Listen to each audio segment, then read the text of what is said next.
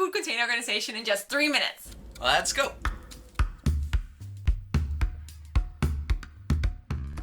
Hey, thanks for being here. If you're new, make sure you hit that subscribe button. And the bell icon for notifications. Okay, let's get to it. So your drawer or your cupboard looks like this. We want to help you set it up so that it looks nice, you can find what you're looking for when you need it, and it's easy to maintain. The first thing you need to do is do an inventory check. So take all your containers out Then you group like containers together and sort them by size. and throw away all the containers that don't have a lid and all the lids that don't have containers. Next up is getting rid of all the containers you don't need. And don't be afraid of splitting up sets if you don't need all of them. Most people have too many containers, and we're not just talking 2 or 3 more containers than they actually need, but multiple times the number of containers that they actually need. And the biggest part of food container organization is identifying the containers that you actually need and getting rid of the rest of them.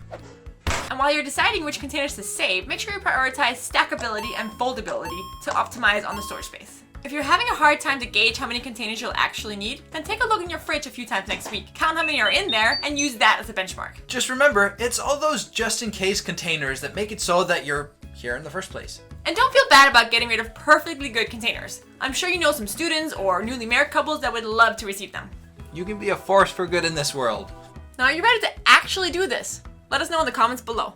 If at this point you realize that you're missing some containers or that the ones that you have left don't stack or store in an optimal way, then it's fine to go to the store and pick up the ones that you actually need, not before. Throughout this process, keep reminding yourself that the objective here is to store as much as you need in an orderly and sustainable way, not to fit everything you can into a drawer, however neat it might look. For this purpose, when you're doing your food container organization, we'd always recommend storing your food containers in drawers below waist level because it gives you that oversight and accessibility. Now, if you mostly have cupboards, then you can get makeshift drawers to place in those cupboards, and we'd recommend doing that. When it's time to put your food containers away, we like to store our containers and their lids together.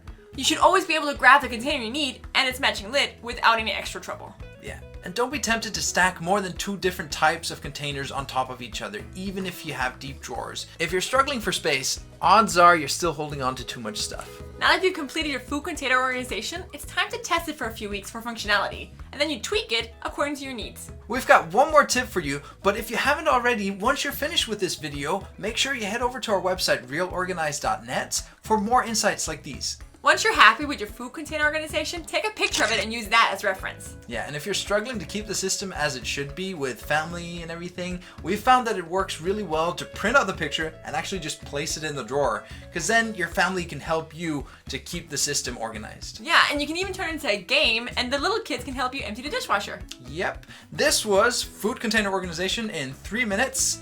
See you next time. Foolproof food container organization. You ready?